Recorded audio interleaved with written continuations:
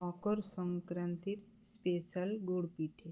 কড়াইতে আধা কাপ জল, এলাচ, গুড় দিয়ে নেড়ে চেড়ে কিছুক্ষণ ফুটিয়ে নেব।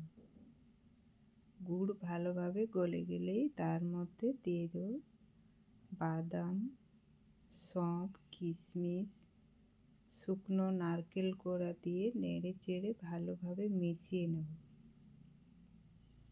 এরপর দিয়ে দেবো চালের গুঁড়ো। চালের গুঁড়ো দিয়ে জলদি মিশিয়ে নেব। এইভাবে একটি মোটা ব্যাটার বানিয়ে নেব। এরপর ওই ব্যাটার থেকে একটু একটু করে নিয়ে হাতে তেল লাগিয়ে পিঠেগুলো গড়ে নেব।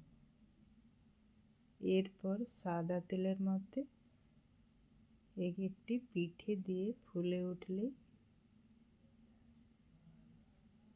একটু লাল লাল করে উল্টে পাল্টে ভেজে নেব। এইভাবেই আমি